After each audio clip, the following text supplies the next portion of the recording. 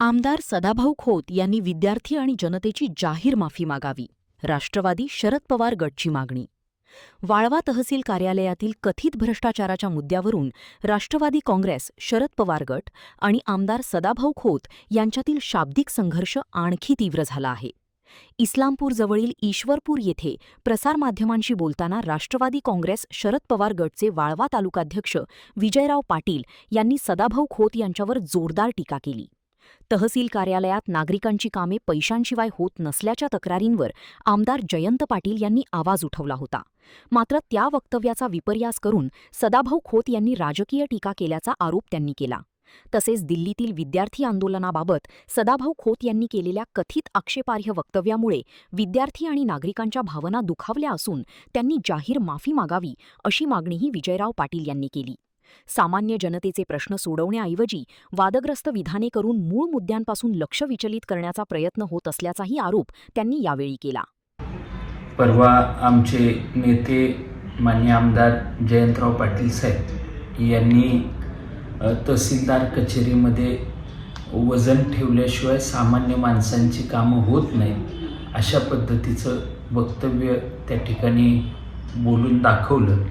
याच्या विरुद्ध खऱ्या अर्थानं सामान्य माणसांच्या अडचणी सोडवण्यासाठी अनेक माणसांच्या तक्रारी साहेबांच्यापर्यंत आल्या होत्या की तहसीलदार कचेरीमध्ये आमचं काम करत असताना वजन ठेवल्याशिवाय आमची कुठलीही कामं होत नाहीत अशा अनेक तक्रारी साहेबांच्यापर्यंत आल्या होत्या आणि ते खऱ्या अर्थानं साहेबांनी बोलून दाखवलं. याच्यावर खऱ्या अर्थानं त्या वक्तव्याचं वाईट वाटून या वाळवा विधानसभा मतदारसंघाचे विधानसभेचे विधान परिषदेचे प्रतिनिधी माननीय आमदार सदाभाऊ खोत यांना हे वक्तव्य का लागलं आणि त्या वक्तव्याचा विपर्यास करून त्यांनी त्या ठिकाणी जयंत पाटलांना हुजरीगिरी करणारे अधिकारी लागतात अशा पद्धतीचं वक्तव्य केलं. निश्चितपणे ज्या पद्धतीनं तहसीलदार कचेरीमध्ये सामान्य माणसांची पिळवणूक होती आणि पैसे अडवून पैसे घेतले जातात, हे जे साहेबांचं वक्तव्य होतं ते सदाभाऊ खोत यांना का लागलं? का त्यातला जो तहसीलदार कचेरीतला मलिदा आहे तो त्यांच्यापर्यंत जातोय आणि त्याबद्दल त्यांना वाईट वाटतंय.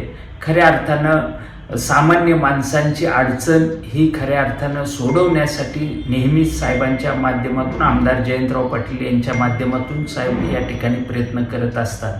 पण याचा विपर्यास करून खऱ्या अर्थानं सदाभाऊ खोत यांनी काही वेगळी वक्तव्य करण्यासाठी केलेली आम्हाला बघायला मिळतात. परवा जे आंदोलन दिल्लीमध्ये चालू आहे विद्यार्थ्यांचं, त्याच्याविषयी सुद्धा सदाभाऊ खोत यांनी त्या ठिकाणी ते विद्यार्थी दहशतवादी आहेत अशा पद्धतीचं वक्तव्य केलं होतं. म्हणजे खरंच या माणसाची बुद्धीची कीव करावी अशी वाटते की चुकीच्या पद्धतीनं हे वक्तव्य सातत्यानं वरिष्ठांना खुश करण्यासाठी आपण असल्या पद्धतीची वक्तव्य करून आपल्या बुद्धीची आपली उंची या ठिकाणी दाखवण्याचं काम सदाभाऊ खोत हे नेहमी या ठिकाणी करत असतात. निश्चितपणे मी या त्यांच्या वक्तव्याचा जाहीरपणे निषेध व्यक्त करतो आणि खऱ्या अर्थानं त्यांनी हे वक्तव्य केले त्यातून त्यांनी माफी विद्यार्थ्यांची मागावी. या सगळ्या प्राप्त परिस्थितीमध्ये त्यांचं वक्तव्य हे खऱ्या अर्थानं सामान्य माणसाला चीड आणणारे आहे, विद्यार्थ्यांना चीड आणणारे आहे आणि सामान्य माणसांचे प्रश्न सोडवण्यापेक्षा खऱ्या अर्थानं ही वेगळ्या माध्यमातून ही सदाभाऊ खोत यांची वाटचाल या ठिकाणी चाललेली आम्ही बघतोय. या तालुक्यातली जनता ही सुज्ञ आहे. निश्चितपणे वेळ आल्यानंतर यांची जागा त्यांना दाखवल्याशिवाय सोडणार नाही अशा तऱ्हेचं वातावरण आज एकंदरीत सगळीकडे आम्हाला बघायला मिळतं.